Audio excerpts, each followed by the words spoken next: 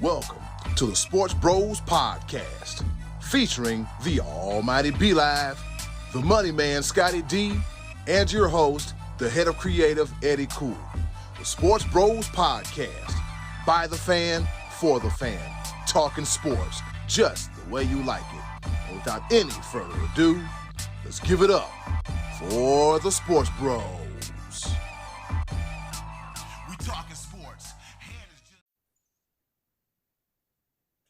In certain parts of the country, it's warm. In other parts of the country, it's cold. It might describe my choice of headwear here because our brother is a bit frigid. With that being said, welcome to another episode of the Sports Bros Podcast, your favorite sports podcast, the Sports Bros Podcast. It's a little cold, but you know what? It's all good. We're going to survive. Be live. You'll be okay. Scottie D just put his readers on. I'm hoping those aren't those Dollar Tree readers that you get on that oh boy, he got his Dollar Tree readers on. So yeah, your J's looking at H's and everything else. All right, enough of me with my crazy talk.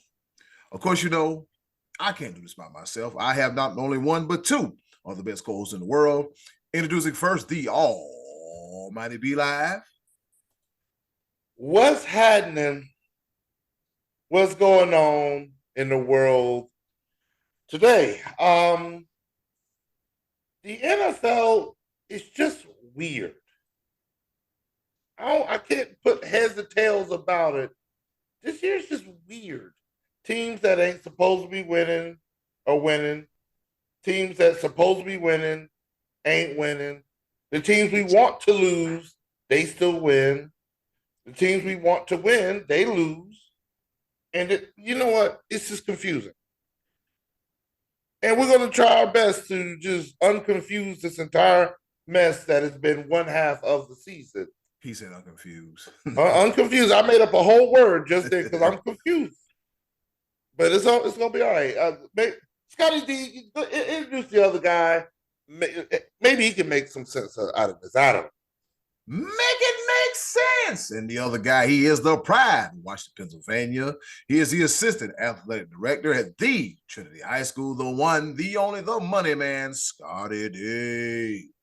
Actually, the head lunch lady at Trinity High School. Whoa. Oh, I get by with a little help from my friends. I'm going to try with a little help from my friends. That's you guys, my friends.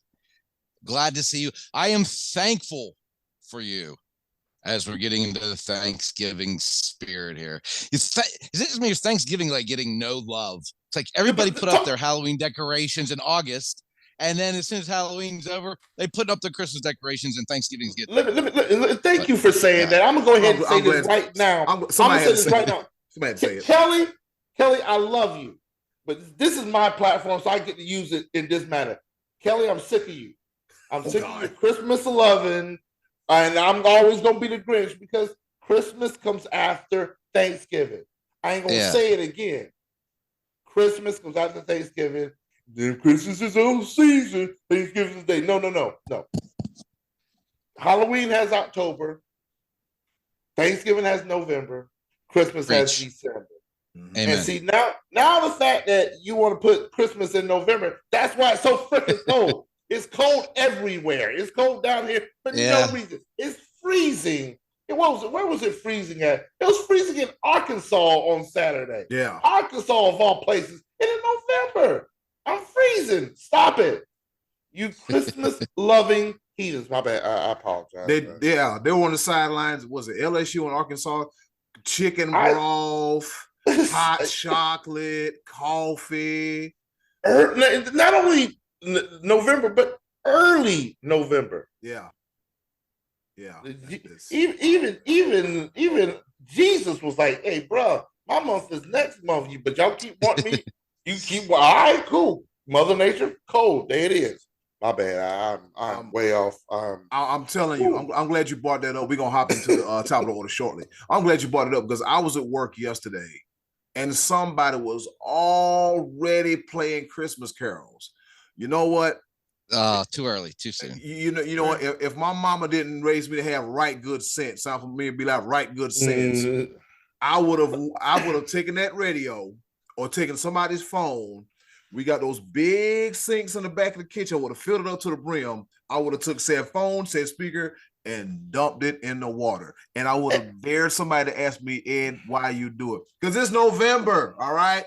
And let me say this on top of that. For you Christmas song loving heathens out there, don't bother if Thanksgiving was such a holiday, what are the songs about Thanksgiving?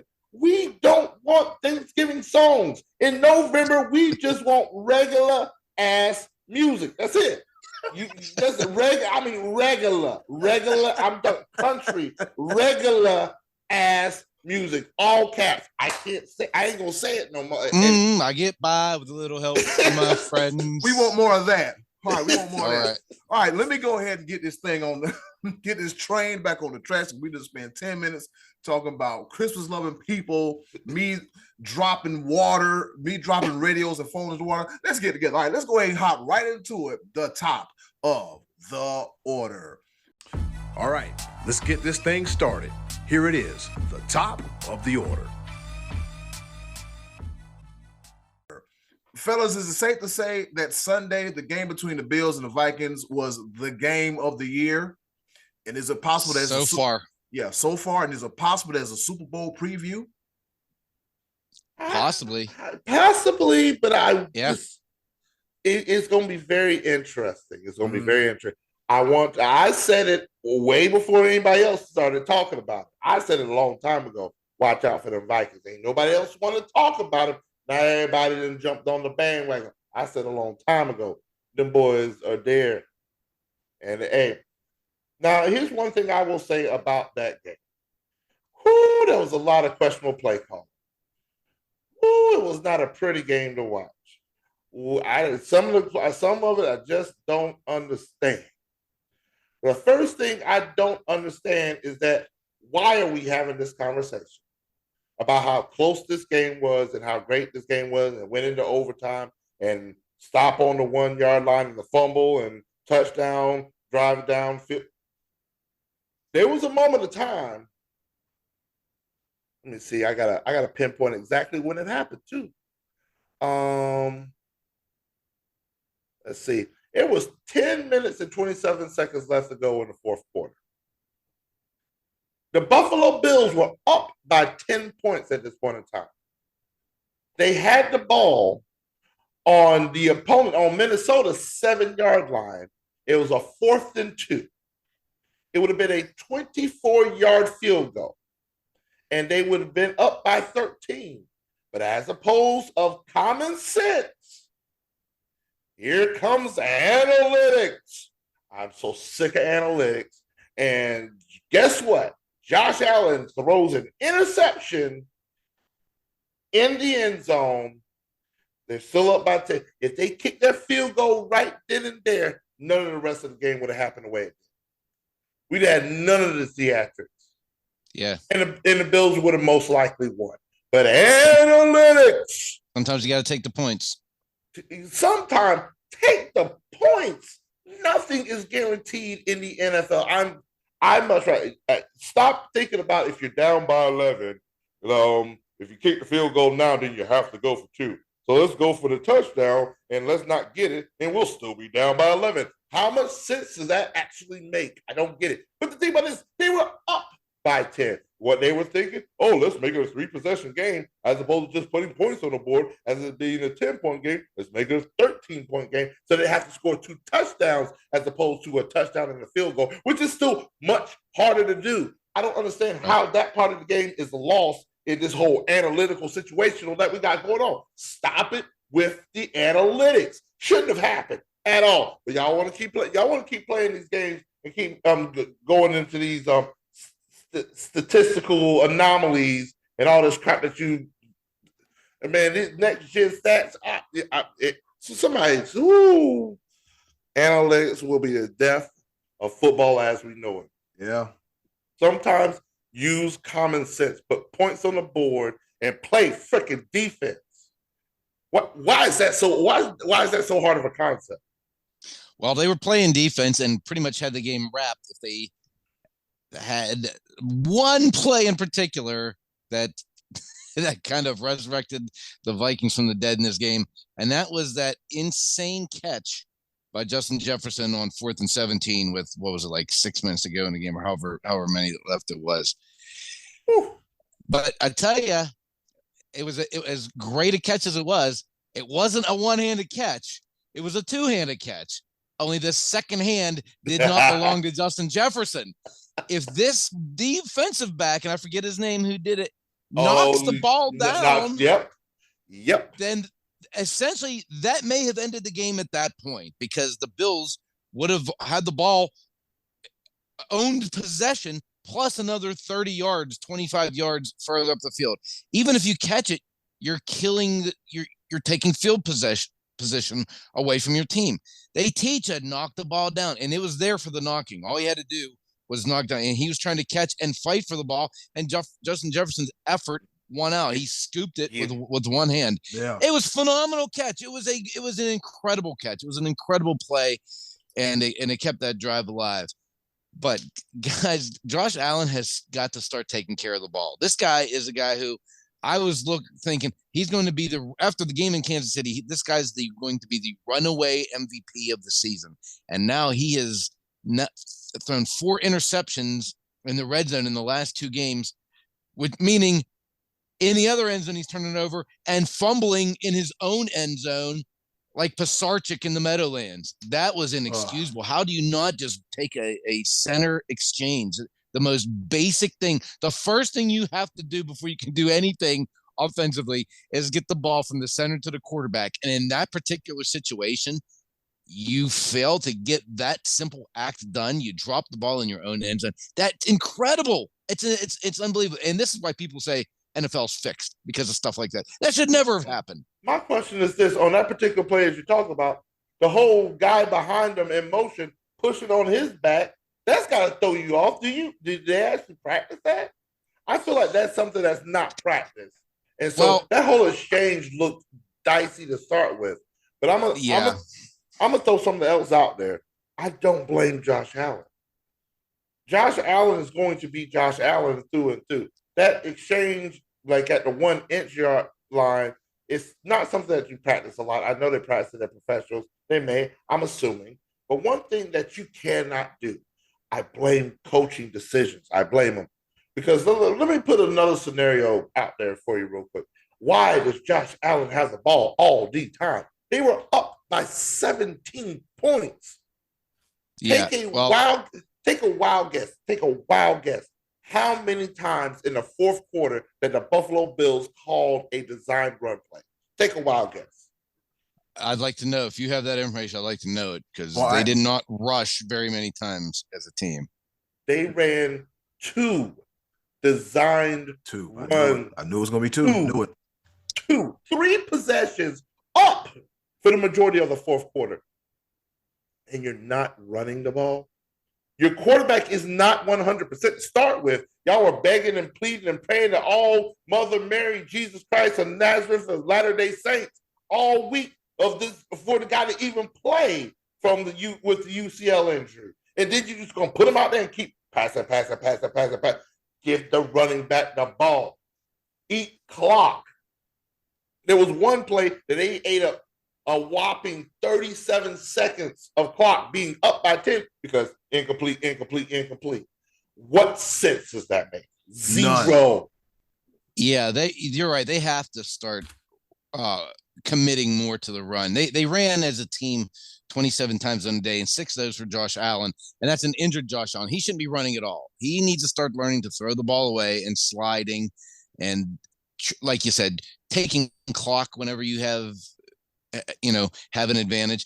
Not to mention, when you're doing that, you're not giving your defense as much rest. You have to take time off with the run, no question about it. And I think in the long term, this is going to give Buffalo a reset. These last 2 weeks, they're going to have to take a look at themselves and say, we have to not be so arrogant as this thing. We're just going to go and steamroll teams off the field. Sometimes you have to just commit to basic football and just do basic things. If that means running the ball and picking up 2 yards on first down and then running it again to wear defense is down, you might just have to do a little of that rather than just trying to blow everyone off the field. Because as a team, you gave up 33 points. And I think the Bills' defense is better than that. But, yeah, you have to, like you said, you have to control the clock, not throw the ball 3 times when you're nursing a double-digit lead and letting the defense, not get a breather on the sidelines. Right, you are right. You are so right about that. Yeah, you got to have some.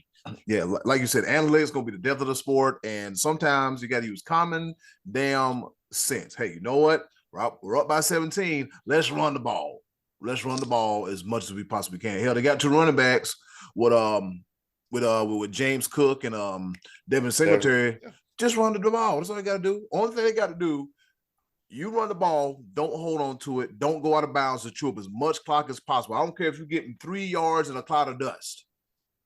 Drag it out. 3 yards and eating up 30 seconds of clock and making the other team use their timeouts. Yeah. Is much better than getting 0 yards and they don't use up any clock. It makes 0 sense. You've got to be able to see that. How can I see that as an armchair quarterback sitting here in Fayetteville, North Carolina? How can I see that? But people that get paid millions of dollars can't see that. It would almost be more beneficial if Josh Allen didn't play. You may have done more damage doing all that to Josh Allen for them to still lose. Mm-hmm. But maybe only difference I say, hey, hopefully, did you learn anything? Hey, I hear you, Mom. My mom tells me this all the time when something bad happens. Did you learn anything? Bills, did you learn anything? Sean McDermott, did you learn anything? Josh Allen, did you learn anything? Hand the ball off. Play calling's got to be a lot better. Clock management's got to be a lot better. Decision making's got to be a lot better. Hey, you're about to get me off the bandwagon. I had put you in the Super Bowl to win it all. You better be smarter than that. Yeah, got to be a whole lot smarter than that. Then we had the Packers and the Cowboys. Scottie D. The Packers and the Cowboys. I thought the Cowboys was going to win, to be honest with you, because I'm looking at the Packers. I'm like, they did. No, you didn't make any moves before the trade deadline. You're okay with Romeo Dobbs and and whoever else out in Lazard. And I don't even know that wide receivers. Oh, you better know his name, Christian Watson. Oh, I'm sorry, with his 3 touchdowns, big time. That drop he had at the beginning of the season, I think he's redeemed himself. Where was that touted Cowboy secondary? What happened? But my bad, Scottie D. This is your time because I know you got plenty to say. The floor is yours. Well, I have this Cowboy chat group that I'm with, and about midweek, I texted, I'm extremely worried about this game. I pray that in our 2 weeks off, we have done something to address the run defense. And from the very first play, it was obvious that didn't happen. The Cowboys coming in this game were 195-0 when going into the fourth quarter with a 14-point lead. They are now 195-1. And who is in charge of the defense that gave that up? The same guy that blew a 28-3-point lead in the Super Bowl in the second half. Dan Quinn, the guy who everyone's hailing as the Cowboys' defensive savior these last couple of years, he got his block knocked off on Sunday. They ran it down the throats. The Cowboys had no answer for that run defense. They threw it like 20 times to 40 runs or something with the team with Aaron Rodgers. And it was no secret that was going to happen because if you watch the Packers the last couple of weeks, that's what they were doing. They were running. And now the Cowboys' vaunted defense coming off a 2-week bye against a team who scored 9 last week hangs 31 on the board. I can go all day and talk about how Dak Prescott has a ceiling and he's already met it and he's terrible because I think Dak's terrible and he threw 2 picks in the first half and they may or may not have been his fault because there was miscommunication with the receivers and the tight end. But how is that possible in week 10? You didn't practice that on the bye week either? You don't know the plays yet? Come on, guys. My fear was a Mike McCarthy team was going to come into this game unfocused and riding high after a couple wins off the bye week, thinking Green Bay's not that good. And Aaron Rodgers was going to regain his focus because here comes McCarthy, and this game was going to be magnified, and Aaron Rodgers has a great history against the Cowboys. And all that happened. My fears came true. Having said that, they still had a chance in overtime to win the football game and came up short. And I tell you, I don't hate the go for it on 4th and 3. I really don't hate that call. Because if you kick the field goal, you still have to defend Aaron Rodgers one more time anyway. There's no guarantee you're making that field goal into that wind from that distance. The problem was they were already at the 26-yard line, and a holding call brought it back. Now, it may or may not have been a good call, but whatever it was called. So now you have two opportunities because Mike McCarthy said, I already made the decision. We're going for it on fourth down. You have two opportunities to get 3 yards, and twice you threw the ball. Well, you're running the ball, taking up chunks of yardage with Malik Davis, even not just Tony Pollard, and you threw it 2 times. Go ahead. You think he should have kicked it, huh? Absolutely. You want to know why? What did the Dallas Cowboys offense do in the second half? Nothing. Not a thing. They didn't, but at that point they were driving the ball. They were driving the ball, which brings me to my point. The point I just made. Why are they throwing it if you know you have 2 downs to pick up 3 yards and you don't run it either time? And they had just gashed them with the run on that drive, and Prescott had hit CeeDee Lamb on that drive. I don't have a problem with that decision because you're aggressive and you're going for the win. And what you're trying to do is prevent Aaron Rodgers from getting the ball back. Because when Green Bay kicked the game-winning field goal, they were at the 6-yard line? Mm-hmm. You think the Cowboys are going to stop them from getting that last 6 yards even if they had a 3-point edge? Aaron Rodgers is going to score on them. At the very least, he's going to tie it with a field goal. I have no problem with that decision of going for it. I really don't. At the time, I was kind of back and forth on it. But and here's the thing. I'll give you that little bit. Aggressively going for the win. We've heard that plenty of times in the past. You either high risk, high reward. There's all kinds of sayings for that. But what happens when you don't get it done? That's exactly what happens. Then you still have the opportunity to get off the field with your defense, and they failed again miserably. So you still had a chance. All they had to do was kick the field goal. If you kick the field goal there, your defense is doing the same exact thing that they did anyway. So I get why you would want to. Yeah, I get why. There's a lot to question about. There's a lot to question about McCarthy, I think. But for me, it was more preparation and more with focus on penalties because they had another 9 accepted yesterday. Not to mention a couple personal fouls that got offset. That to me, that decision to go for was the least of the coaching gaffes. As much as why is Micah Parsons playing middle linebacker, not lining up on the edge, and there was. I thought Dan Quinn had a terrible game. I thought Dak had a terrible game, except for the third. He had a good third quarter. He had a bad first half. He had a bad fourth quarter. And again, in Dak Prescott, with 2 minutes to go and the game has just been tied, you get a chance to go down the field and kick a field goal and win the game. And going in the opposite direction as the overtime. If Patrick Mahomes has the ball with 2 minutes to go, you think he's getting his team down there to kick a game-winning field goal? Do you trust him? He's going for it. Yeah. No, I'm not talking about that, Eddie. I'm talking about in regulation. Just getting down the field, driving the ball down the field. Green Bay tied the game. It's 28-28. There's 2 minutes to go, and the Cowboys have the ball. The Cowboys didn't even manage a first down. My point is, in that situation, Dak had a chance to go down and get into position to kick a game-winning field goal before overtime. I trust Patrick Mahomes gets it done. I trust Josh Allen gets it done. Herbert, Rodgers, Brady. I trust all these guys that regularly beat Dak because Dak went 3-0. There it is. Yeah, there it is. Beat Dak. And Scottie D, to piggyback off your I don't want to rant or opining of an opinion about the Colts. I'm going to talk about the Colts and the Raiders. The Colts win 25-20. Scottie D, like you said last week, man, it got real sour, real quick, real fast.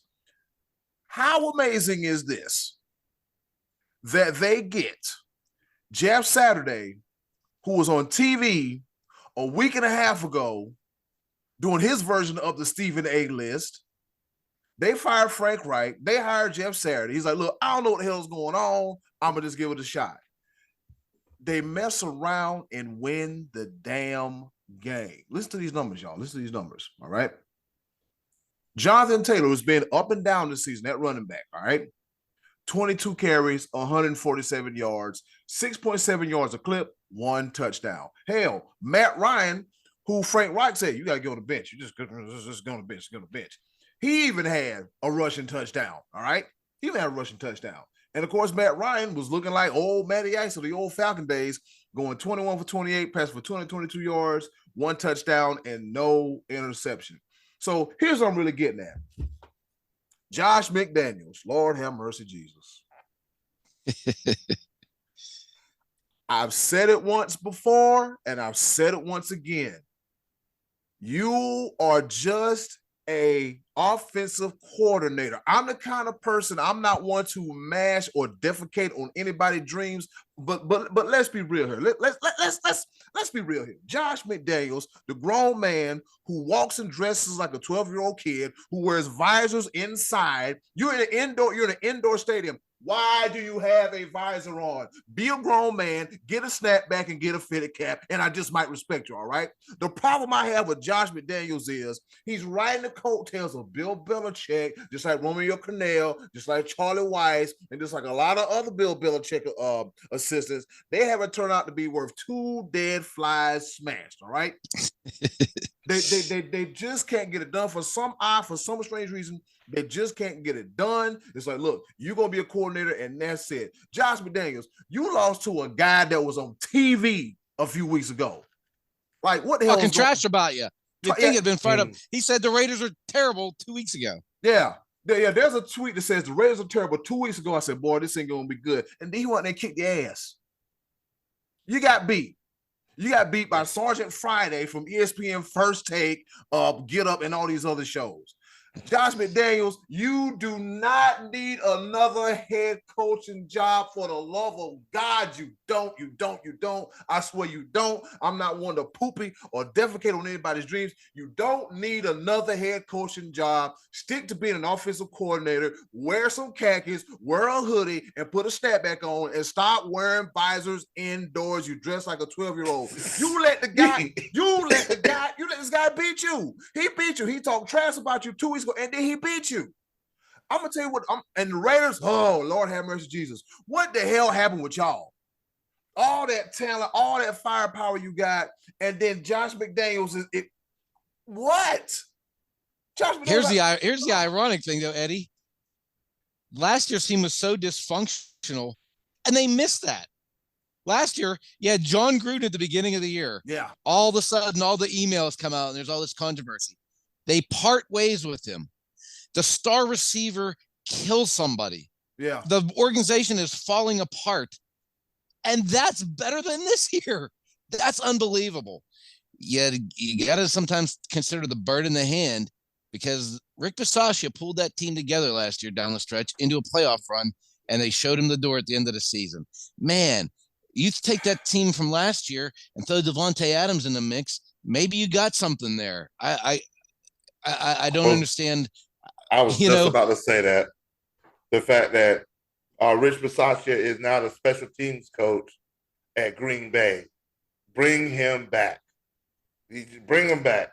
What's the worst that could happen at this moment in time? He deserves to have, it's one of those things where Jeff Saturday got a job. Should give Rich Bisaccia. He literally had the worst case scenario of a coach, still got him to the playoffs. The absolute worst, and still got him to the playoffs. And Eddy Kool, I don't even understand how you can be more pissed off than I am. I'm the one that they made me out to be a liar. I said the Raiders were going to win a division. We all thought it was going to be that division. We all thought KC number 1, Raiders number 2, Chargers number 3, and Broncos in there somewhere. I picked the Raiders to be over the Chiefs. I did that. Yeah, and Josh McDaniels gonna make you. He's gonna make you cry the way he made David. The way he made David Carr cry. No, I ain't doing all that. He made his quarterback cry. He was boo hoo. I said boo hoo. Oh man, he made him cry. That's how bad they missed Rich Bisaccia. The new head coach made the quarterback cry. It's things are unraveling badly in Vegas. The way that looked right there is that Josh McDaniels has most likely lost the locker room. It's gone. Absolutely. It's gone. You might as well open up the windows and throw everything out. Kick the screen door out. That whole team is gone to hell. I'm not a Raiders fan. How much hope in that the Raiders nation had after what all the stuff they had to endure last year? I know they had high hopes. Yeah. Yeah. You got to expect Josh McDaniel coming in was going to be better than he was in his previous stint as head coach. Heck, I was a couple years ago when Jason Garrett was on the hot seat. I thought he was going to be a perfect fit in Dallas. I said, this is guy. He's an offensive minded guru. He can come in and help Dak Prescott in this offense turn things around. But man, I'm glad we avoided. I'm glad we got Mike McCarthy. Woo! Look, wow, that one thing I would have never thought I would hear a Cowboys fan ever say. Yeah, that speaks a lot. I'm just saying, like, I'm in one of my pepper points, I'm going to try to petition for a coach for the Panthers to keep a coach. And I just think that, like you said, with Rich Bisaccia, you should have kept him. He had the team together. Like, why was that? Well, we're not going to bring him back. He took you to the. I don't know. I don't understand. Like, he has an intricate. I forgot which week Gruden got fired, but Bisaccia had an intricate part of getting them over that hump and into the damn playoffs. Because I can't recall the last time Rays went to the playoffs before that. He was a stabilizing force. Yeah, he was a stabilizing force.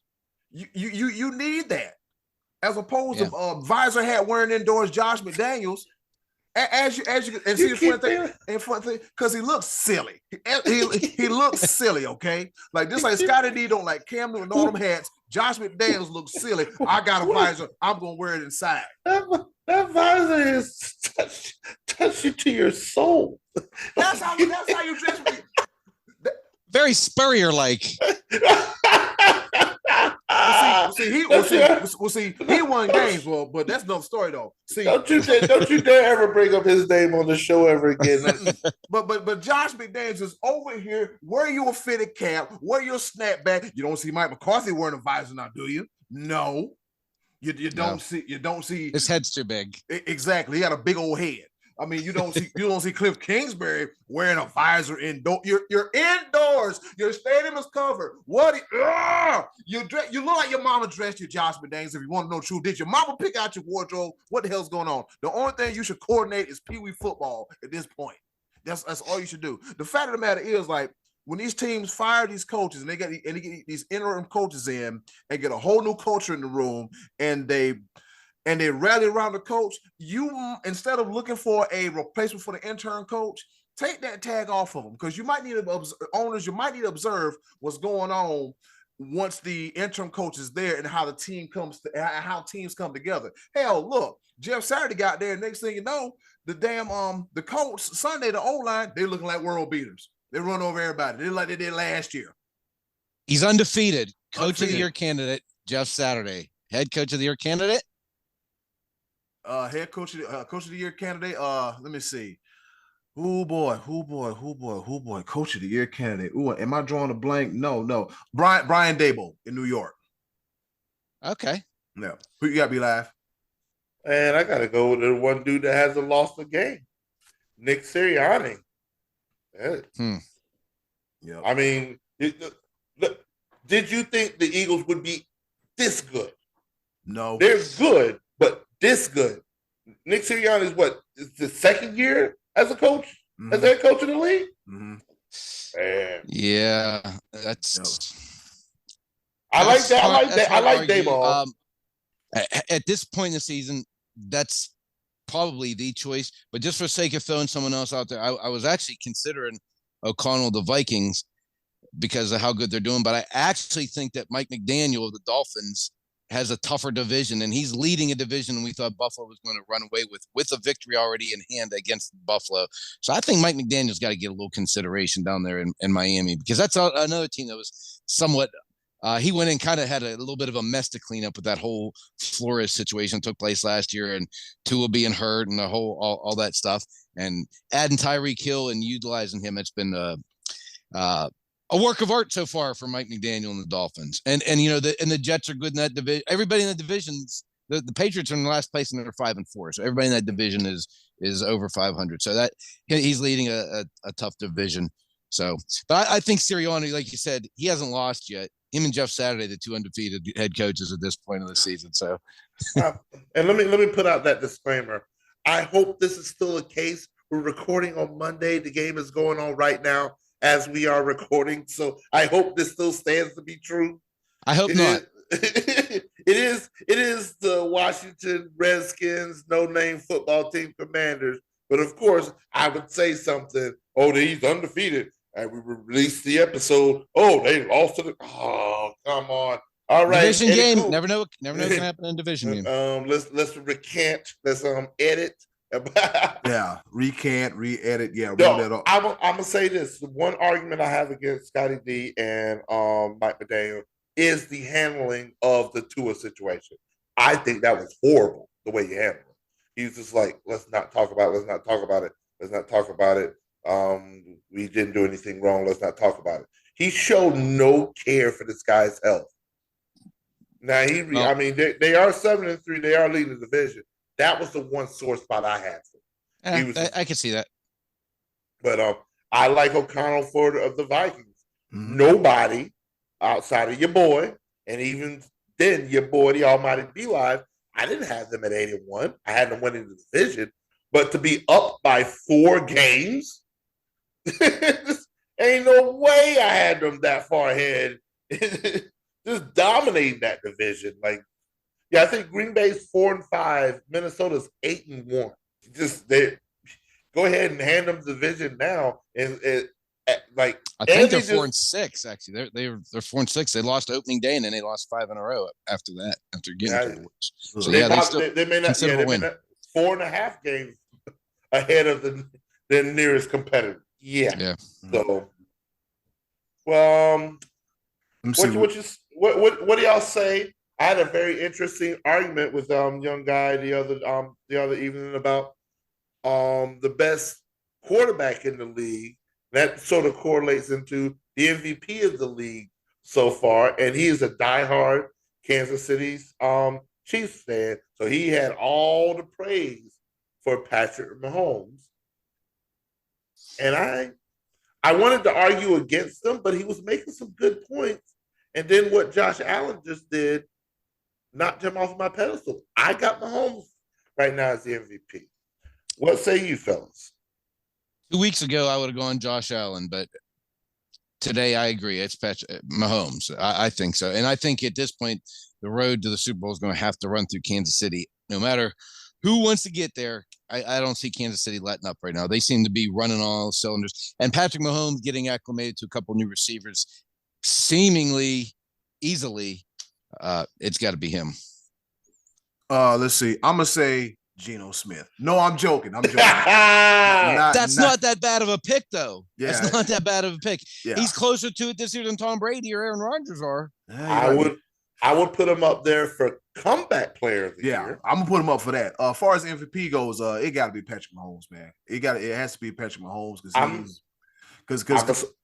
gonna sneak in Jalen Hurts. I'm gonna sneak him in there. Him too. Yep. Patrick Mahomes. He's still in Kansas City getting the job done. I mean, he just got Kadarius Toney a week and a half ago. Kadarius Toney got a damn touchdown reception. So people thought that not Tom Brady, I'm sorry, but Patrick Mahomes was going to struggle after Tyreek Hill left. Oh man, he got an empty cabinet of wide receivers, and then he gets Valdez Scantling, then he gets Juju Smith-Schuster, and then he gets Kadarius Toney. Still got Travis Kelce, and from the looks of it, and it's business as usual. It's business as usual for Patrick Mahomes. So comeback player of the year, I'm gonna say Geno Smith. Anybody, y'all? Geno Smith and Saquon, 1 and 2. Yeah, I think either of those two.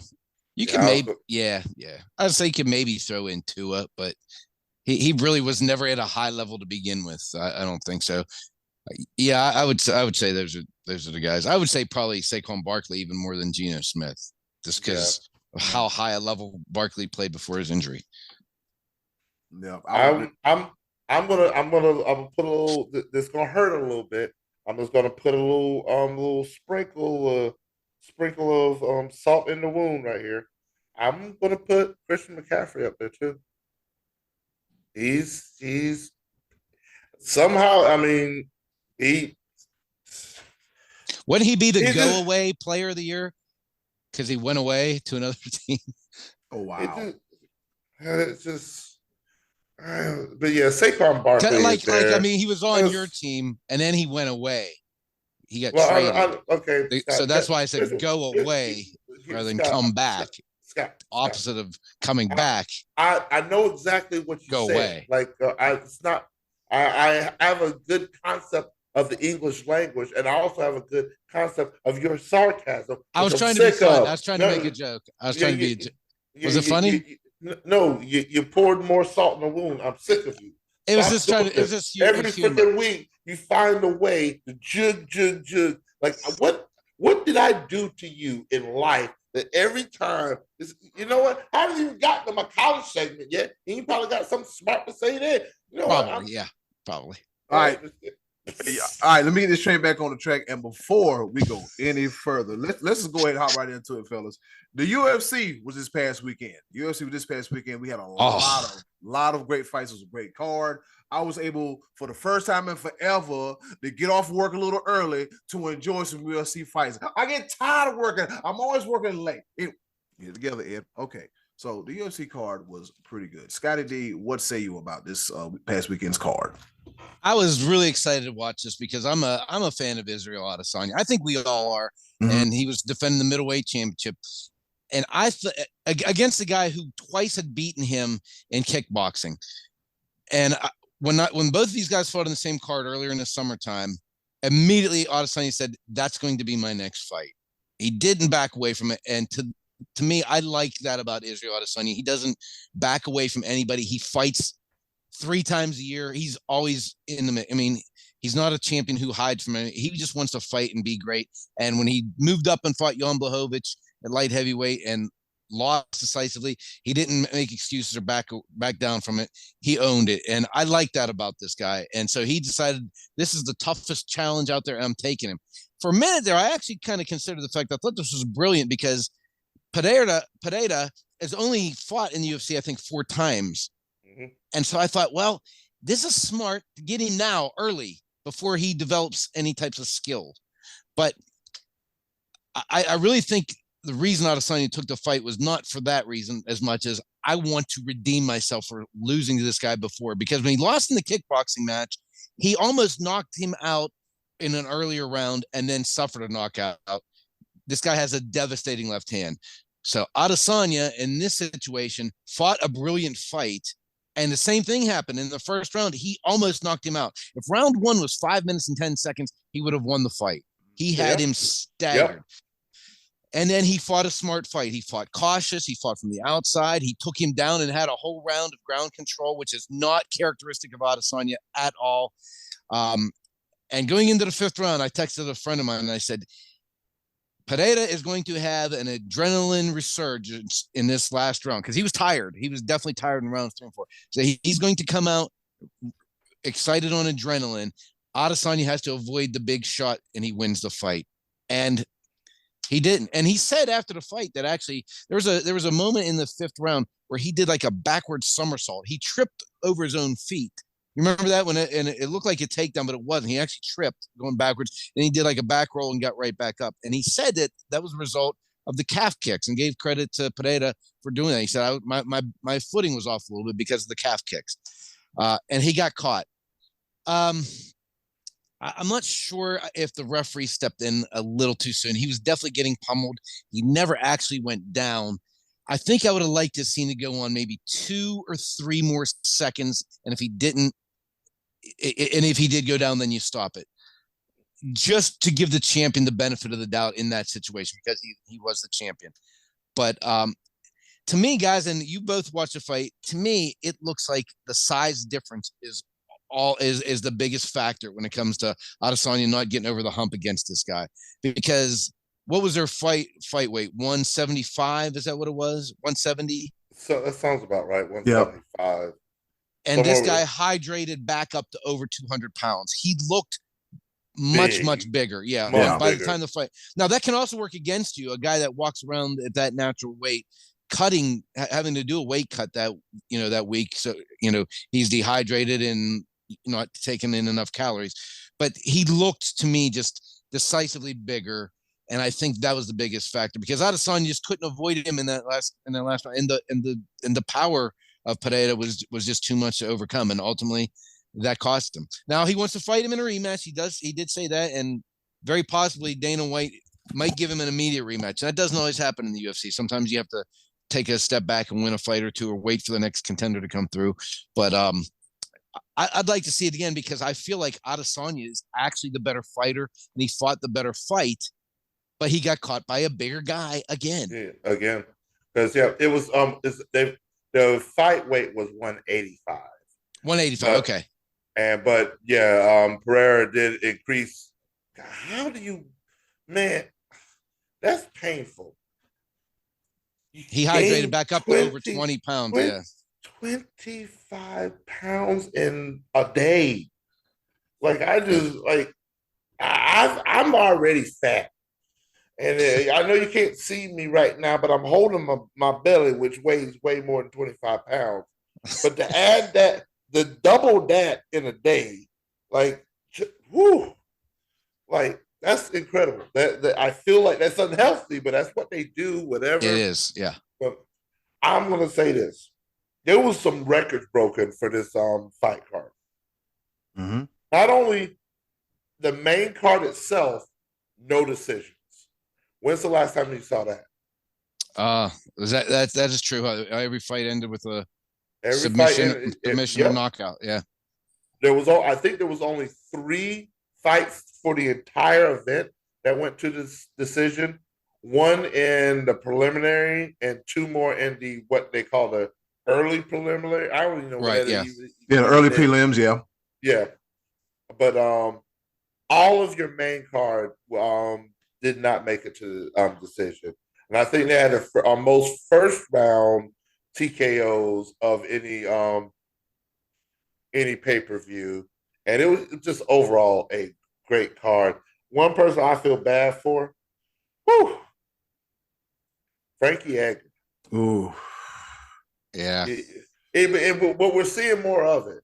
We're seeing the guys that made it through the gauntlet of the UFC, fight after fight after fight. But they're going to be replaced by younger fighters. Absolutely.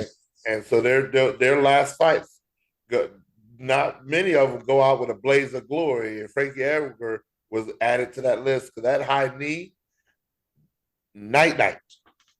You know who I feel bad for? Dustin Poirier, because as you pointed out, Michael Chandler blew his own brains on him as he mounted him in round 2. That was brain chunkage. That was brain matter. Bloody brain matter. God. I was like, he's supporting. I was like, what's that going in his mouth? That was brutal. That fight was just a bloodbath. Dustin Poirier absolutely destroyed Michael Chandler's nose, and you could see it on that slow motion replay that his nose just got mashed, just popped it, and then he just poured it all on him when he took him down in the second round. And Michael Chandler, as good as he is on the ground, he's a guy who likes to brawl, so he was hurting because the second round he mounted him and kept him down the whole round. There was another part of that fight as well that Dustin Poirier was complaining about, because there was a moment that Michael Chandler took his hand and put it in his mouth to gain advantage to his neck.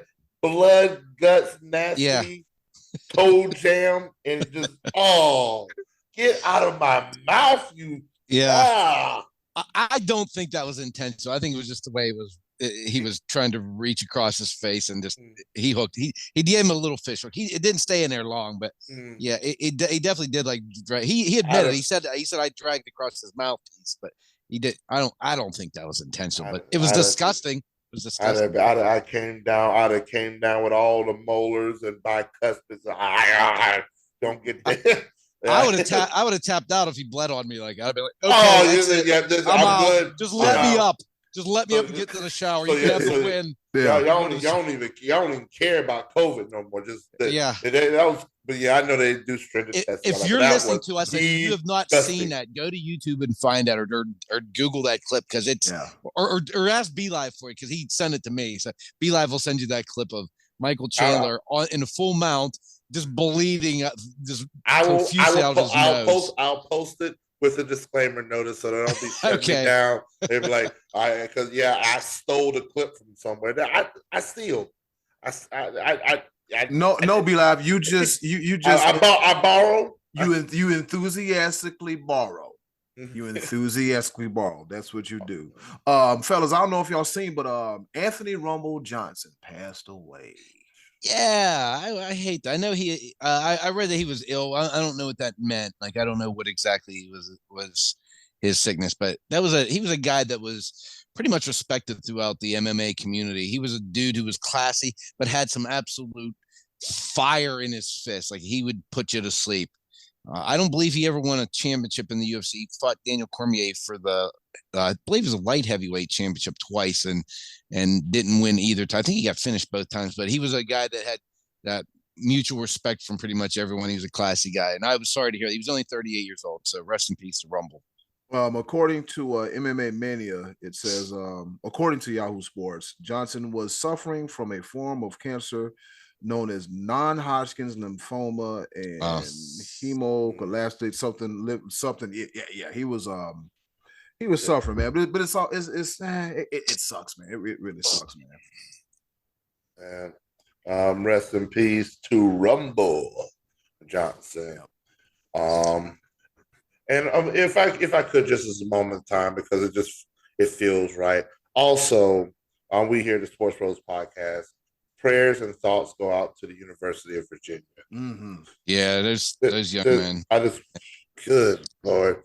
I pray for them. I pray for Coastal Carolina, because Coastal's actually traveling to Virginia this weekend for a game, for a football game against the Cavaliers.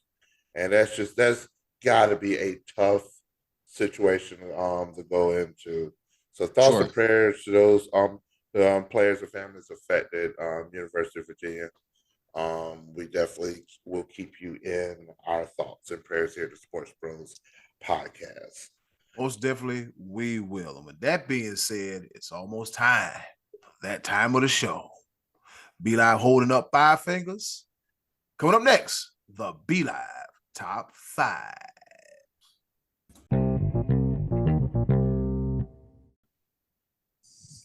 Ladies and gentlemen, boys and girls, chickens, turkeys, mongooses, wombats, substitute teachers, and lieutenant governors.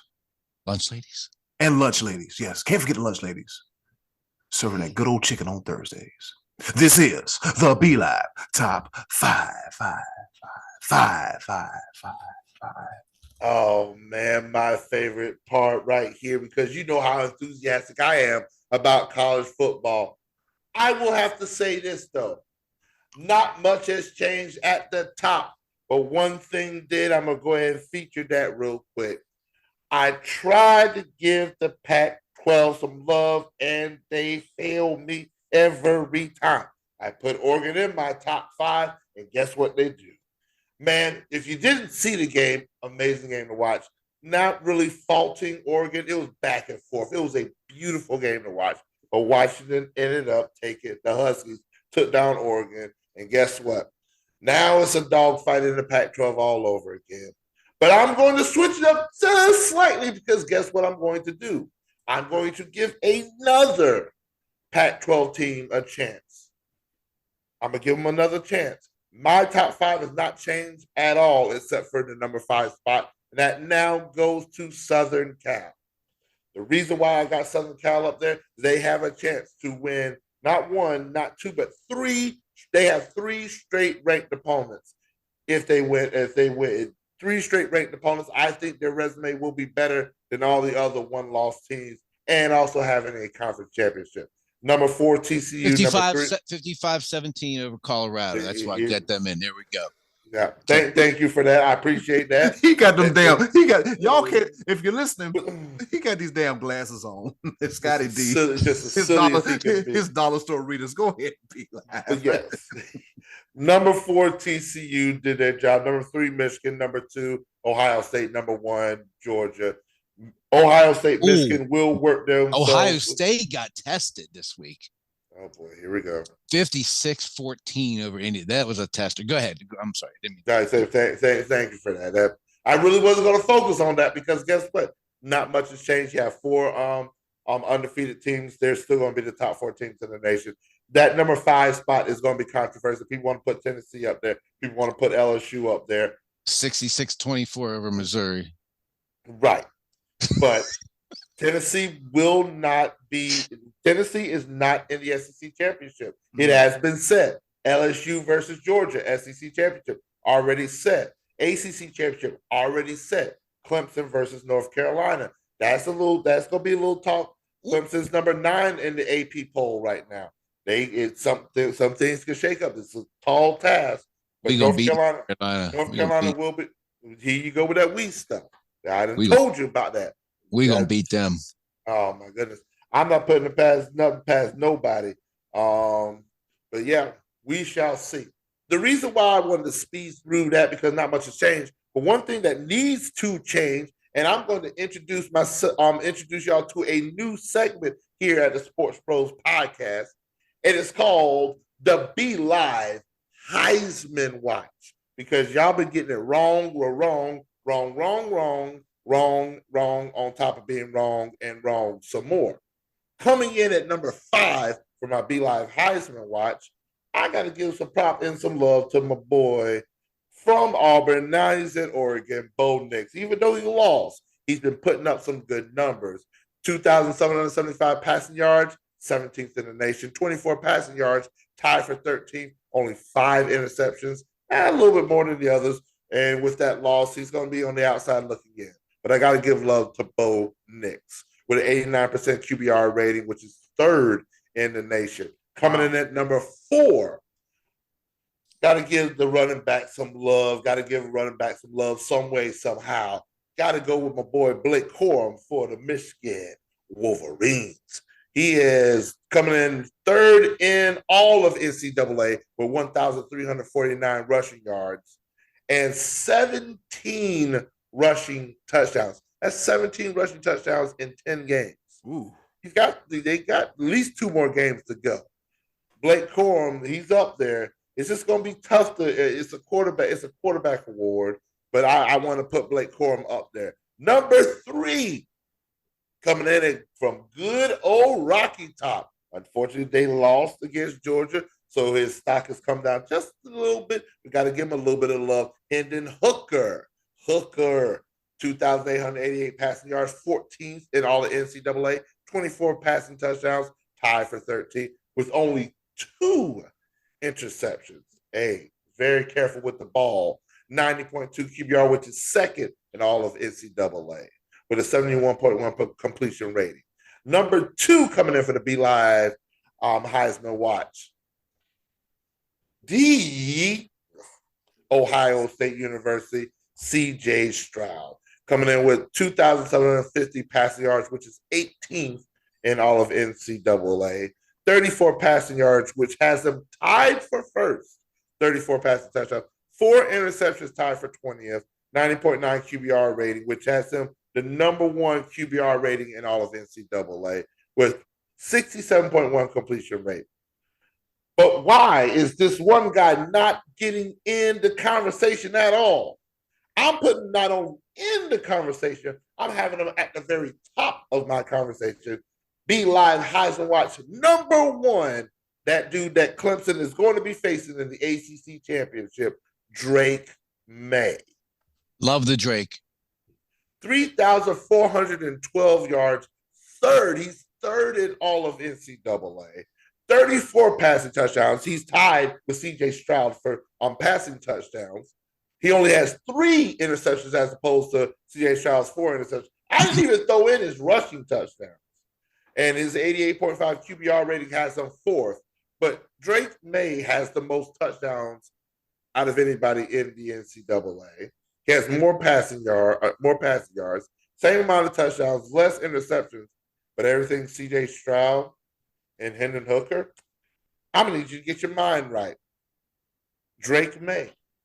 Heisman. Drake May for a Heisman. Drake for a Heisman. Tar Heels all day long. Fellas, what you say about the Be Live Heisman Watch? Let me ask you, is this who you think, or is this how you think it's going to be? This is who I think. Okay. Who do you think the committee or the voters, if they would vote right now, who do you think they would go with? they're trying their best to go with CJ Stroud. I agree. Okay. They're trying their best. It just does not make any sense. There's one name you left off the list here that I think that you really overlooked. Didn't even put in the top 5. Bryce Young. Bryce Young. He was out for 3 games. He did. I mean, for the games that he's played, absolutely. But you just don't win the Heisman being out for. It was either 2 or 3 games he didn't play. Mm-hmm. I agree. He's played, but not only, but now he's also lost. Bryce Young, but the game that they lost to Tennessee, he had almost 500 yards in that game, and the other game against LSU he lost. And I think the missing time hurts, but I still think he should be in the top 5 because the teams they play, his last 5 games, all those teams have numbers next to their name. I look silly for a moment. I'm trying to make a legit point. I think what's hurting Drake May is the teams that he's performing against. I think that's going to go against him. I don't really think that CJ Stroud's team opposition have been. He had Penn State in the last 5 games. That's the only ranked team I think he's gone against. They've only played 2 ranked teams the entire 2 ranked teams. There you go. And Notre Dame just got back up there. Yeah. Okay. So there you go. But I think Bryce Young has to get a little bit of love, even though he missed out on did he miss a full game? He missed 2 full games. 2 full games in 1 game he got hurt and came out, I think. But I still think he's got to be at least in the conversation, considering his level of competition and what he's done against the competition. But here's something I want to throw you. Throw something at you real quick. That because Drake May has only lost 1 game, and it's to the aforementioned Notre Dame. Notre Dame has just been in the mix of all of this. They beat Clemson, they beat North Carolina, lose to Ohio State. Even in that loss against when Notre Dame beat North Carolina, Drake May threw for 301 yards and 5 touchdowns. Wow. The dude is the truth. And this is he's good. I mean, I'm looking at his QBR is what, 88.5. He's 3,400 yards. Like I said, 34 touchdowns with 3 picks. That's nothing to sneeze at, no matter who your competition is. I just think that when you said, why is he not getting any love? I think that's probably why, just because his competition is not, he doesn't have as many ranks. And plus, that the voters just love Ohio State quarterbacks. They love them. That's the problem. That's the problem. I need to change the narrative. And so, speaking, are we writing off Hooker too soon? Yeah, we're writing him off too soon. I mean, his biggest game was his worst game. That's probably what's going to go against him. Yeah, he's in my top 3 for a reason. Not writing him off, but I just think that what's going to eventually write him off is not playing in the conference championship. That's going to weigh deeply. Drake May could make a statement against. I don't even want to say it because I don't need him showing out against us. Did I say us? I meant my team. Us, yeah, us. Shut up. Anyway, I still think Kenny Pickett should be in here. He had a rush touchdown against the Saints on Sunday. I like his chances. Kenny. But let me change the narrative one more time because you know what? I threw in a new segment, but people keep calling for the Be Live not top 5 because you know they what? don't. No, yes, they do. The people have spoken. You should see the views on TikTok, Instagram, and Twitter. There are people out there. And the reason why I say there are people out there is because I enjoy the not top 5 because I get to call out these teams that should be doing better, but they're not. And this one is in particular very special to me. And I'm just going to come at it real quick. Number 5 is NC State. Good God Almighty, NC State. I need as many teams in the ACC to stay ranked. Come on now. We need to have a team in the college football playoff, which the ACC is struggling right now. Then you're going to lose to Boston College. Come on, bro. Boston College, you're hurt. You're killing me. I know you're out without your quarterback, but man, we needed that win. It's okay. It's all right. I'll be all right. Coming in at number 4. Oregon, we talked about it before. Oregon, you were the Pac-12's hope. You were their hope because, man, the other teams didn't make it any better because coming in at number 3, UCLA. What in the world? UCLA was the talk of the town, one of the last undefeated teams, and now they were ranked number 12 and they lost again. It's just, what are you doing, UCLA? And then they got to face I believe they face Southern Cal this weekend. It's going to be crazy. Southern Cal is now in my top 5. We shall see. I said what I said. Number 2, Kentucky again. But this was even worse. How do you lose to a team that has lost 26 straight conference games? Vanderbilt, right? Vanderbilt. Vandy. Yeah. But God, Kentucky, Ty Dolla $ign, that's a good friend of mine here in Fayetteville. He's a diehard Kentucky fan. He hurting right now. He hurt. I don't know why. Other than the basketball team, I don't know why. It's basketball season for him officially. Yeah. He said he done wrote them completely off. Hey, he shifted his whole focus. I ain't mad at him. Go ahead, I'm sorry.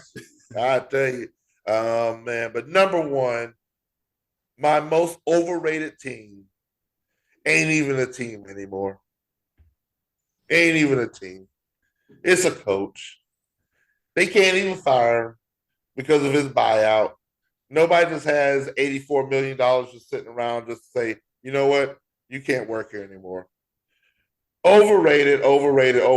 Number 1 recruiting class coming in this year. Jimbo Fisher. Overrated. Clemson done ran you out of the ACC. You thought you could do better at Texas A&M. You pulled out the bank account, the checkbook, the pocketbook, and NIL deals and all this stuff. Trying to call out. You were feeling yourself last year after beating Alabama.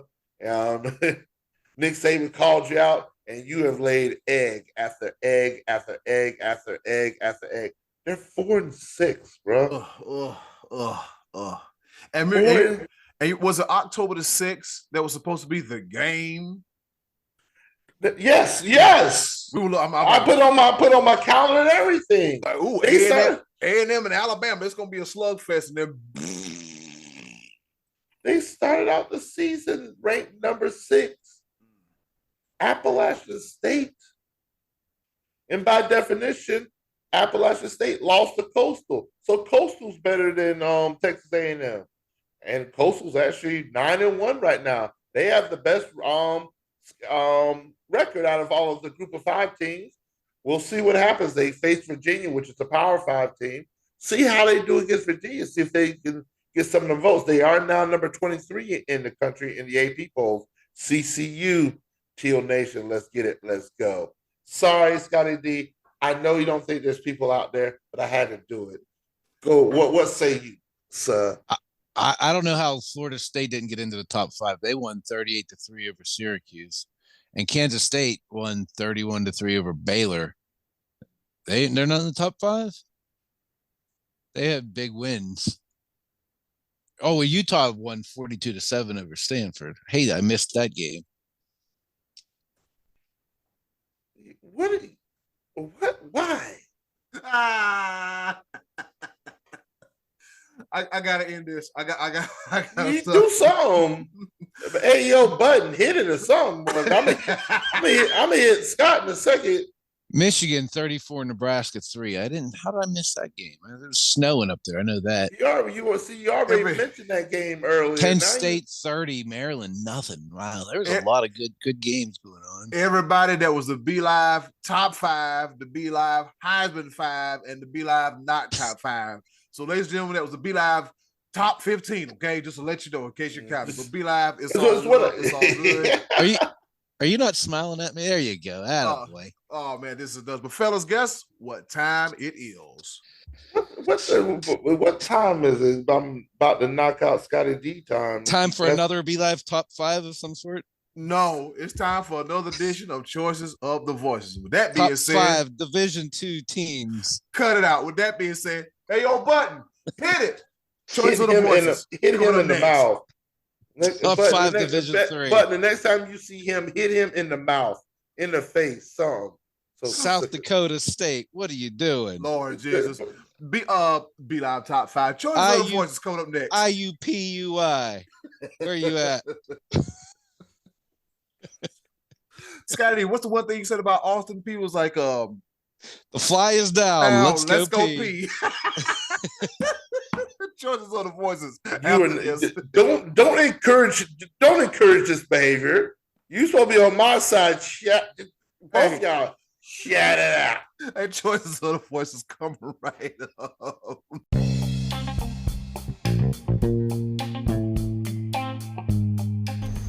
And now, our favorite part of the show, the Choices of the Voices. Once again, thank you to the wonderful and ever so lovely Miss Button. So lovely Miss Button for introducing our favorite portion of the show. You heard the woman. It is the Choices of the Voices. And you probably wonder why there's a delay when I do that, because I don't want to scream in Scottie D's ear, because I got a mic stand, I got a microphone stand, and I don't know how to act. But yes, thanks once again to the wonderful and episode lovely Miss Button for introducing our favorite portion of the show, the Choices of the Voices, where we ask you the question, you give us the answer, and B-Live compiles a list like this, and we talk about it. With that being said, Scottie D, what's on tap with this week's Choices of the Voices? All right, so this week I actually took the ball and set it up on a tee for B-Live in his anger. And I asked, in your opinion, what college football coach who took an NFL head coaching position did the worst job? And there is quite a few of them. I know there's one that B-Live really, really did not like in more recent years, but there were some other choices, some of which are along those lines. Eddy Kool, what did the people say? All right, let's go ahead and hop right into it. The Choices of the Voices. Mary Ellen Bessent, she gave us a 2 for 1. She said Steve Spurrier, and then she said, turn around and said Urban Meyer.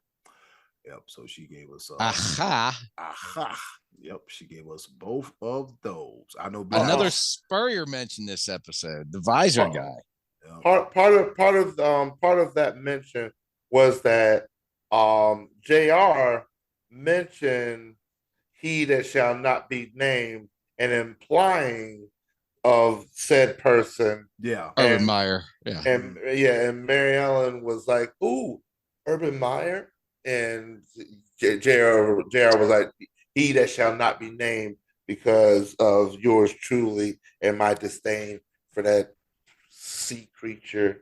Oh God, not a sea creature. All right, and then JR, he said the guy that coached Jacksonville, right? Or he said, or Nick Saban, they are neck and neck, because remember Nick Saban had to stay in the NFL. He's like, I'm not going to Alabama. 24 hours later, his ass was on a plane. All right, now, so, now if you hey, ride the lie, Nick, ride the lie. Ramon James, he said, the guy that shall not be named, according to B-Live. Oh boy, I see what's going on here. Martin Tracy said Dick McPherson. Yeah, that was one I actually had forgotten. Yeah. He coached Syracuse. Actually, they had a really good quarterback named Don McPherson that was up there when he was there. Mm-hmm. And McPherson took the Patriots job. I believe that was right before the Bledsoe Parcells era began. Okay. Maybe a season or two. I think he had a quarterback named Scott Zolak that was up there for minutes, like after Grogan, before Bledsoe, after Tony Eason, somewhere in that little area. Okay. And yeah, but he didn't last very long in New England. I believe he passed away just a few years ago. Oh man. Brian Lavelle, he said the same thing. Yeah, he said Dick McPherson from Syracuse to New England was bad, but they are far worse. I'll go with Saban, Spurrier, and him who shall not be nameless, who shall remain nameless, and him who shall remain nameless was pitiful. Fly back with your team, trying to squeeze on some cheeks. All right, Tom Wynn, he said, I know he wasn't a head coach in college before becoming one in the NFL, but boy, did Lane Kiffin suck, and he may remain on his he remain on his knees in perpetuity. Lane Kiffin. Yeah, good old And Lane didn't his dad, wasn't his dad Monty Kiffin. yeah, wasn't he the head coach of the Dolphins and went winless or something at one point? Did I dream that up? Or what? Maybe had one win, maybe had a single win. I think the year they beat the Ravens one game and lost the rest. I think he might have been coaching that year. No, Monty Kiffin was I think he was a defensive coordinator. Yeah, but I think he had like a 1 year head coaching gig, and like literally like a 1 year gig. I mean, he ended up with the Cowboys at one point too as a coordinator. But I think that let me see real quick about the old man here. Yeah, I might have sent it to the research department. Yeah. Yeah, I'm over here searching. All right, so we're gonna move right along. Be Live, we're gonna really like this one. Brandon Chester, he said, Matt Rule, good riddance. Man. There we go. That kind of was the inspiration for the question of the week. Yep, you're my inspiration, and not a good way. All right, Sean Connors, he said, wow, he who shall not be nameless. He said, and I'm not sure it's close. All right. Jeffrey Dean, he also said, he who shall not be named. Let's see. Looking now, Mike Clarity and Uncle Max gave us the same answer. Uncle Max said Bobby Petrino, in his only season with the Falcons, went 3-10, and then quit with 3 games left to go coach Arkansas. I don't know what they were thinking. Anyways, it didn't last very long, and he was dismissed for questionable behavior, and I will leave it at that. He's kind of a slime ball, Bobby Petrino. And Big Mike. Yeah, that's a good one. Yep. And Mike Clarity also said that he left a good Louisville program to chase $1. That's what he did. His life ain't been the same since. Mark Olds, I hope he's joking. He says Jimmy Johnson. Definitely, that's a little sarcasm. He's a Cowboy fan. Yeah. Yeah, got to be. Rodney Bellamy, he said Nick Saban don't know how to coach. He don't know how to coach grown men. Zach Thomas had to be held back from snapping his neck in the locker room. Mixed stories on who was to blame for the Culpepper over Bree's decision, but either way, never liked him. Damn, I almost forgot. I didn't forget about that. I said, damn, the Dolphins were this close to having Drew Brees, but they went with Dante Culpepper. Wow. There was a slightly personal intonation in Hot Rod's answer because he's a diehard Dolphins fan. So he was there. I could tell this one was personal. Yeah. Yeah. Like as the trend is going with this question, it's hitting me on a personal level. Yeah. So that it is. And Tony Bogan, what's up, Tony? He also said, he who shall not be named on this here podcast. Great college coach, but in way over his head with the Jaguars. All right. Don't give him any credit in college either. So you say the hell with him in general, right? Yeah. All right. He was garbage at Ohio State. He was garbage at Florida. Just garbage human being. I know he wasn't garbage. I know of his accolades. I never liked him at all. So let's just say my disdain for Josh McDaniels matches yours with he who should not be nameless, right? No. That's not possible. Your disdain for Josh McDaniel is, yes, warranted, but you can never, not even remotely come close to the disdain that I have. Because here's the thing. Josh McDaniel is not personal to you. Okay, it ain't. Urban Meyer has always been a thorn in my side. College to pros. Now you're gonna handle one of the best quarterbacks that came from Clemson, and you might have. And the thing about it is, he still hasn't recovered. Mm-hmm. He still hasn't even come close to matching his potential, and I hope he does one day. But I just. The stench. Your first year in the pros is all about making a name for yourself, gaining confidence, building your brand, and he could have very well destroyed it in 1 year. That there's a lot of players that made it to the NFL that had great success in college and was in the wrong scheme. It wasn't the fact that they weren't skilled; they were in the wrong scheme and never recovered. Yeah, that's true. A lot of them never So recovered. that was the one thing I said, you bet not screw this up. And he did. But that's not my answer, but y'all drawing me to it. Y'all said it for me. The people have spoken. He that shall not be named, the people have spoken. That's your answer? No, my answer is Go ahead. My Keep answer, rolling. You're on a roll. answer is actually of a different nature because people have spoken. That, of course, would be my answer. But I'd like to opine a little bit further. This is also a little bit personal for me because I ain't like him in college at either school. Another coach at Florida that then he decided to coach at for the Yard Chickens in Columbia. But yeah, Steve Spurrier, when he went into the NFL, he had that cockiness about him. He had he thought he was the best thing since sliced bread. His offensive scheme is unmatched. Nobody could touch with his offensive mind. Change the logo. Well, what he was so, oh my God. I was like, who do you think you are? And he went 7-9 in 2002 and 5-11 in 2003, and he quit. Yeah. They didn't fire him. He quit. Tapped. He said, nope. Oh, man, that was terrible, terrible, terrible. Steve Spurrier, no, that on an actual level, like take my personal feelings out of it. Ooh, you came in with too much. You thought you was it, brother, and you were not. I think that puts him on a level above Nick Saban, and no, it's still gonna be because he thought he could turn these professionals into his college boys. How do you get in a fight with the kicker?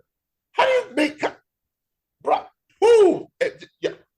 Y'all, Eddy Kool, Amtrak, y'all have your answers too. Please include your answers because y'all know I could go on for days about this one.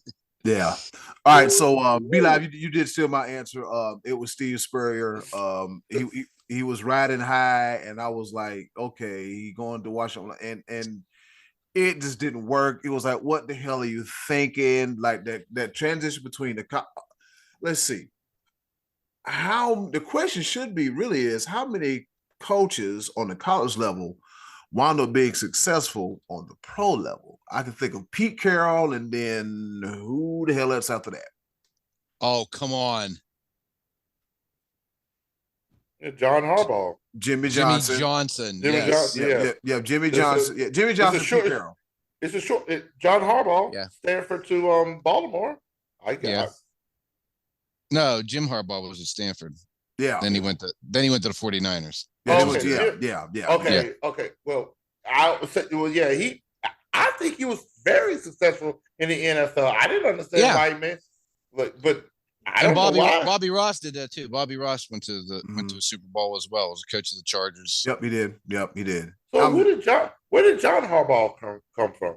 I think he was always pro. He was an assistant, I believe. Yeah, he was an assistant. John was always an assistant. Yeah, he was an assistant. Jim went from Stanford to the 49ers and now with Michigan. Mm-hmm. Correct, yeah. And I tried to fire him two years ago, but he's hanging in there like wet clothes. And the number 3 in the nation, undefeated, is going that game is going to be the biggest game. All eyes on me. And y'all talk about y'all want an expanded playoff. Do you understand what's in the expanded playoff that game, albeit it's still going to be a rivalry game, it takes so much away from that game because they're both going to make it. They're both going to make it into the playoffs. It's not going to be as spicy to the outsiders looking in. Right now, the way it's set up, Ohio State and Michigan will be watched by everybody. That's Thanksgiving weekend, right? Yeah. Ooh. I'm going to take time out of my day to make sure I'm watching it. I'm watching it too. Clemson and South Carolina are going to be playing. I guarantee you I'm going to be watching it. But I'm going to take time to be paying attention because that means everything. That it does.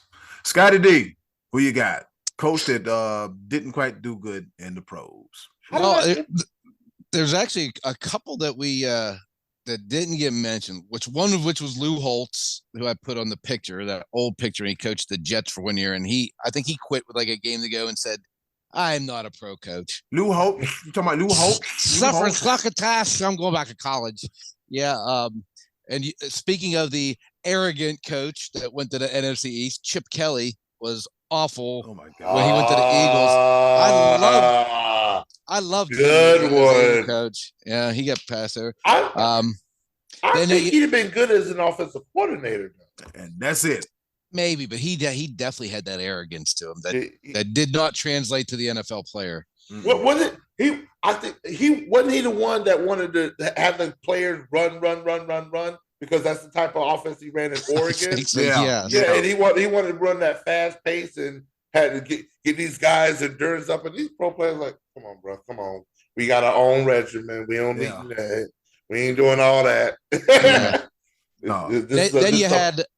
We had Greg Schiano. Remember the disaster when he went from Rutgers to Tampa, and remember when the other team was doing the kneel down play, they were still trying to sack the quarterback. Yeah, they were still going after the quarterback. That was a disaster. But having said all that, my answer also is very personal, and my answer is a guy who actually won the Super Bowl, and that was Barry Switzer, because Jimmy Johnson came in and built a potential dynasty. Obviously, we know the story. Jerry Jones got all hammered on Johnny Walker at an owners meeting. Jimmy shunned him and he fired him while he's hammered. They parted ways. And he said, I can get anybody to coach the Dallas Cowboys.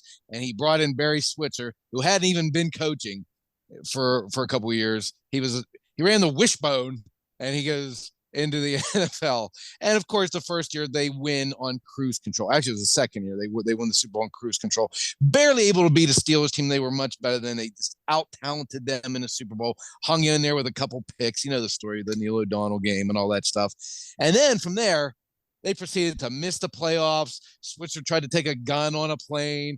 Then they tried to fire him, and he got locked out of the building. It was just a disaster with Barry Switzer from then on in. The assistant coaches that were all good, they all started taking head coaching jobs, leaving Barry Switzer to run the ship, and it was an absolute nightmare for the Cowboys fans. And that was the beginning of the 27 years of futility right there. And they replaced him with Chan Gailey, another college head coach, who actually he took a head coaching with Georgia Tech after leaving the Cowboys.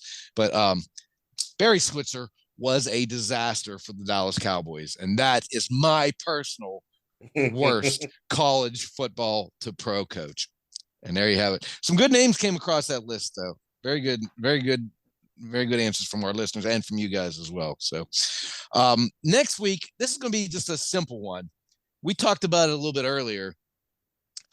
Justin Jefferson making just an absolutely catch for the ages in a big situation on 4th and 17, and that extended the game, and they would get one and win the game. What catch do you find more impressive, that catch or November 23rd, 2014, Sunday Night Football, Odell Beckham Jr. versus the Dallas Cowboys? Which of those two catches do you find more impressive? Which one you like better, Justin Jefferson or OBJ? And that will give us just a little something to talk about next week. That's something. They both came from LSU. And let me put something out there real quick. Let me put this out there real quick, because this guy got completely overshadowed this weekend with an amazing catch of his own. Notre Dame's wide receiver Braden Lindsey. Did you see that catch he had behind the other? Oh my goodness! Yeah, behind the guy's back. Yeah, behind the guy's back. Literally, like bear hugged him to catch the ball and pulled it out from his back with one hand and secured it with one hand. It was a ridiculous catch that got overshadowed by Justin Jettis. But man, Wow. just look up Notre Dame wide receiver Braden Lindsey. Crazy, crazy catch. Wow. And you know what? That's it for another edition of Choices of the Voices.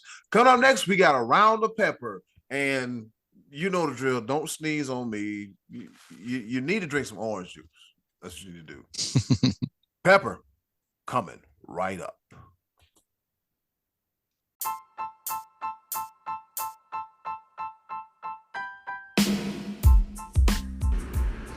Okay, boys, let's bring it home with a round of pepper.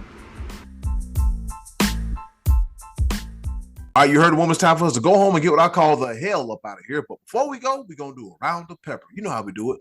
3 topics, rapid fire style, kind of, sort of, not really here to engage, enlighten, educate, and entertain. All on your favorite sports podcast, the Sports Bros Podcast. And with that being said, I'll go first. On this day in history, back in 1967, the Yaz, that's right, Carl Yastrzemski wins the American League MVP. Carl Yastrzemski, he's a hell of a dude, bad man. And for that, in 1967, on this day, he won the American League MVP award. Over to you, Scottie D. All right. Before I get to my point, I just want to say it was Cam Cameron was coach of the Dolphins. I don't know why I thought Monty Kiffin was the coach of the 1-15 Dolphins. Oh, okay. Anyway, I'd completely forgotten the name Cam Cameron. Anyway, we talked a little bit of a sad note. We hit on one earlier, but this past week, Fred Hickman passed away at the age of 66 from liver cancer.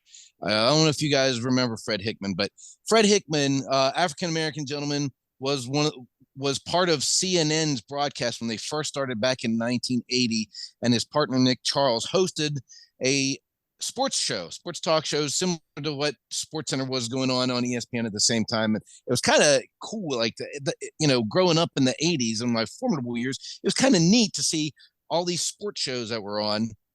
They were still fairly new, ESPN and CNN, MTV, all those good cable channels all started in the early 80s, late 70s. And so Fred Hickman was part of that sports show that was on CNN. And he was one of those guys that just kind of exuded class. It's like a guy that you thought of just as kind of a guy that you trust. He was like your classic newsman before news had the kind of slants and agendas they have today. He was just a guy you would listen to and trust. He had a good voice. He was warm. He was very professional. He would move on and do actually a little time with ESPN. And he actually, and I did not even realize this, when the Yes Network launched in 2002, he was part of that inaugural group as well. He helped launch CNN and the Yes Network, both staples in well, not so much in the sports world for CNN any longer, but Fred Hickman definitely had his fingerprints on the sports media world. Classy guy. Rest in peace, Fred Hickman at age 66. Be live. Over to you. Scottie D, it's funny that you said it because I found that out and I actually watched a full episode of Sports Tonight with him and Nick Charles. Yeah. Him and Nick Charles. They were good. They were really good. Yeah. Rest in peace to both of those because Nick Charles, I think he died in 2012 or maybe even earlier. And oh, wow. Yep. Good old Fred Hickman. He was the kind of guy they said he made a lot of people feel welcome. He made you feel good. So he had that about him. Yeah, he had that about him. He almost like a Mike Tirico kind of. You just it feels like it's a guy you know and you trust that's delivering the news. So right. Yeah. Go ahead, B-Live. I had to throw that in there. No, nothing wrong with that at all. Well, as of a couple hours ago, we record on Mondays, release on Tuesdays. As of a couple hours ago, we have the Rookie of the Year awards in Major League Baseball. And it is exactly who we thought it was in the AL, Julio Rodriguez, with a nearly unanimous vote, 29 first place vote, 1 second place vote. And in the National League, 2 teammates battle it out, but only one can reign supreme. And it goes to Michael Harris II, edging out Spencer Strider, both of them playing for the Atlanta Braves. Their future is bright in Seattle and in Atlanta. Yes, sir. Congratulations to Julio Rodriguez and Michael Harris II for your AL and NL Rookies of the Year. Eddy Kool, the ball.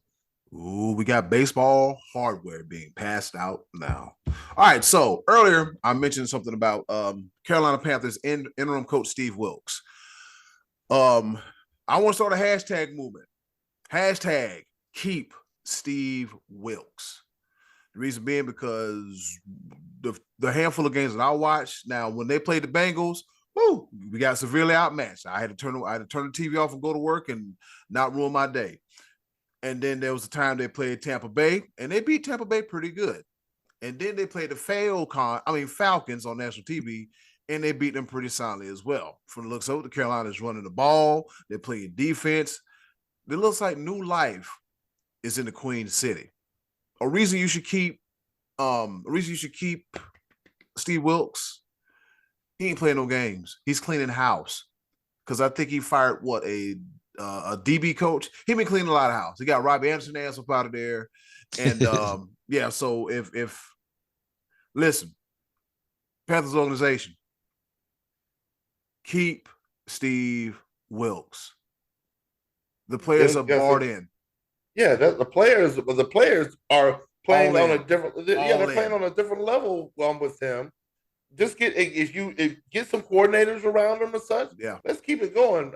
I still McAdoo. I still don't believe in him, but that's all another thing. Eddy Kool, this your pepper. My bad. Yeah. so hopefully Carolina doesn't make the fatal mistake that the Raiders did by firing Rich Bisaccia. Carolina, please. Yes. Carolina, please keep Steve Wilks. I have already started a hashtag movement. Hopefully this gets in the right hands, eyes, and ears. Keep Steve Wilks. Keep him. Don't find no little cute hot college coach. The hell with them. Keep Steve Wilks. Be live, over to you. Ain't to me. Keep trying to do this. I'm sorry. Scott, I'm just excited. Over to you, Scottie.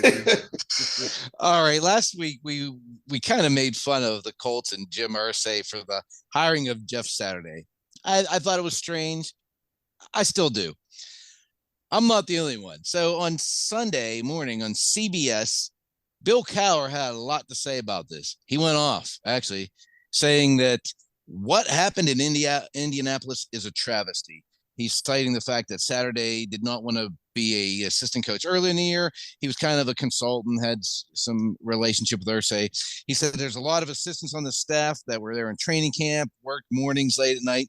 Don't they deserve an opportunity for an owner hired a coach who's never been an assistant at the college or pro level, and seeing a lot of qualified candidates, he overlooked it. And he cited how he went from an assistant or a player from the NFL for 5 years to an assistant to a head coach at age 34 and then stayed there for 15 years. But what I didn't hear Bill Cowher tell me was when he had on his resume gotten experience as a TV announcer, where did he study broadcasting? Because he went straight from the NFL, hired by CBS to be an analyst on TV with no experience. Where'd you hear that before, Bill? No experience. The same network that hired you also brought in Tony Romo to be the lead analyst on their Sunday broadcast, to a guy who had never had any broadcast experience at all before that. So I understand what you're saying. There's other people getting stepped over. But did you maybe step over somebody on your way to getting your big, cushy CBS gig for the schedule that you say that you like because the other one is not desirable, the one that Jeff Saturday is now taking on? Maybe a little credit might have been due to Jeff Saturday for saying, I'm giving up the cushy TV job to go into the grind of a schedule. I'm going to try and help the Colts build this team. Just seemed a little hypocritical and soapboxish for my taste on Bill Cowher's take on that. Be live, over to you. So does he have a degree in mass communication? What's your credentials again? Journalism and mass communications with a minor in communication studies. That part. Does he have it, Bill Cowher? Ooh, buddy, Scottie D coming with some fire. All right. Those are valid points. All right. My second pepper point, we're gonna step back into the world of the NBA because we do have basketball going on. And I just have to read this ridiculous stat line. This is an insane stat line. You probably have already seen it. But this one player went 19 of 28 from the field, 1 of 5 from the 3-point range, went 20 for 24 from the free throw line with 11 rebounds, 8 assists, and 7 blocks. 59 points, 11 rebounds, 8 assists, 7 blocks. That's insane in this day's game. Those are like Wilt Chamberlain numbers way back in the day when he was just bigger, badder, and just better than everybody. Who's the first person that comes to mind? I'm drawing a blank. Joel Embiid. Yeah. Joel Embiid, indeed. Is that who it was? Yeah. Yes. Yes, that's who it was.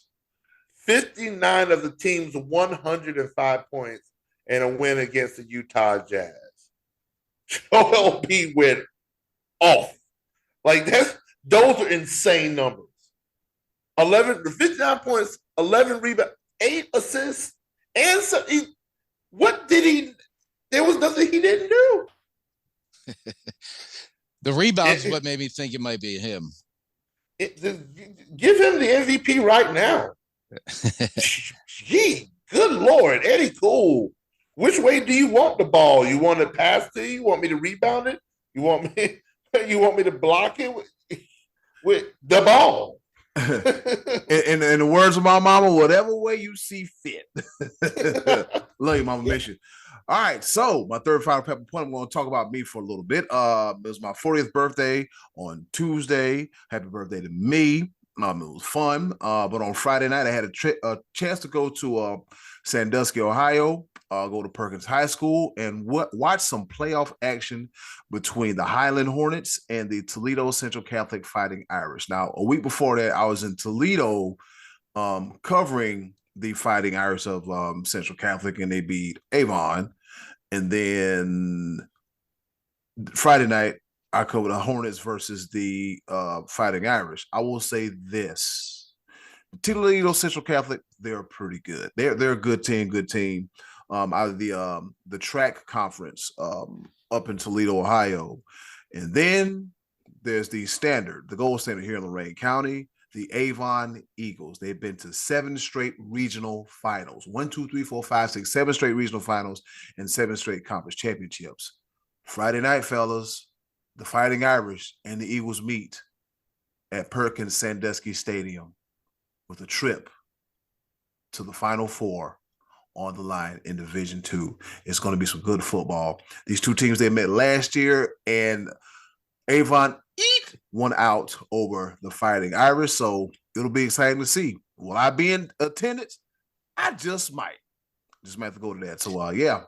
You should take B Live with you. He can do like a top 5 of the Ohio Division II high school. We'll let him do it. Yeah. The amount of work that I do to put these videos out and bring this quality content for my own bro, just to appreciate it. Yeah, you can kiss my. I get by with a little help from my. Oh Lord, over to you, Scottie D. All right. So this past Friday was Veterans Day, and belated Happy Veterans Day in much respect to all those who served. We greatly appreciate that.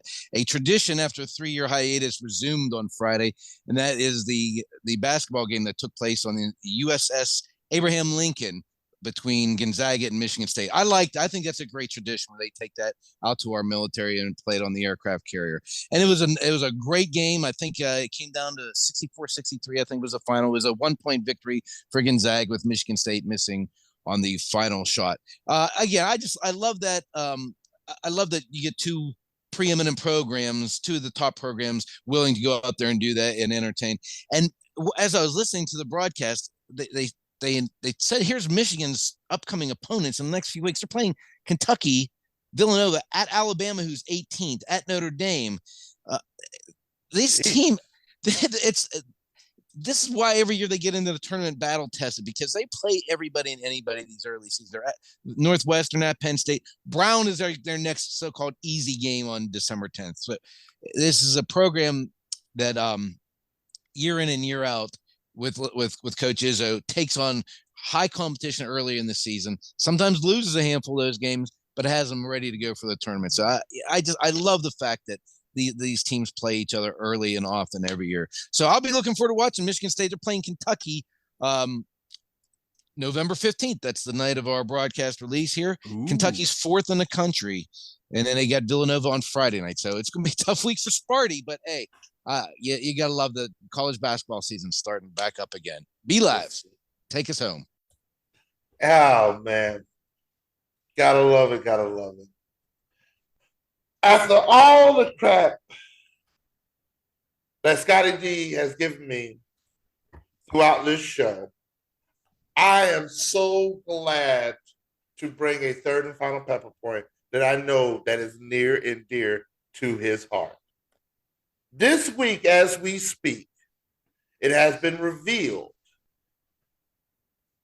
that the XFL is in full effect. Give us your top five teams. Shut up.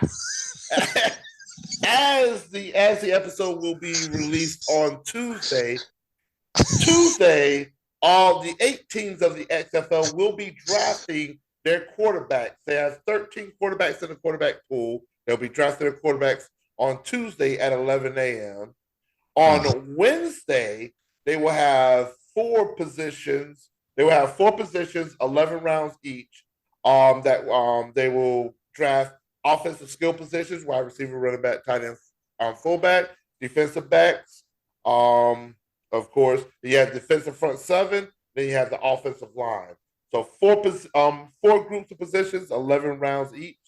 And then that'll be on Wednesday, November 16th. And then day 2 of the draft on Thursday will feature 3 rounds of specialist selections and 11 rounds of open drafting. So, ladies and gentlemen, boys and girls, children of all ages, XFL 2023. The draft starts now. I can't wait. I'm taking off work Wednesday and Thursday. Yes.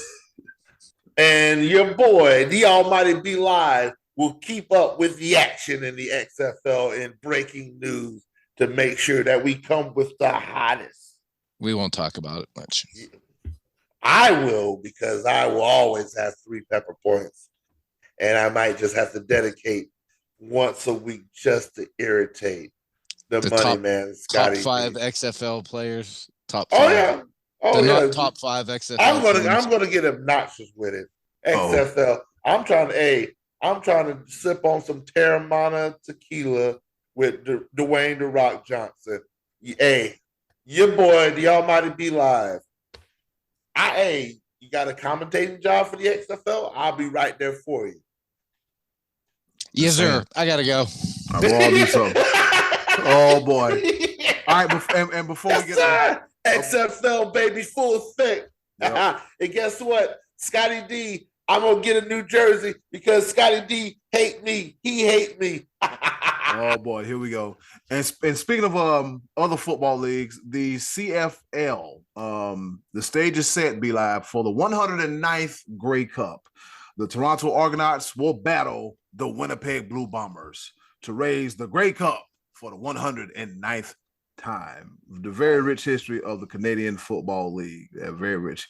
It's kind of a rematch of the 1950 Mud Bowl between the Argos and the Blue Bombers.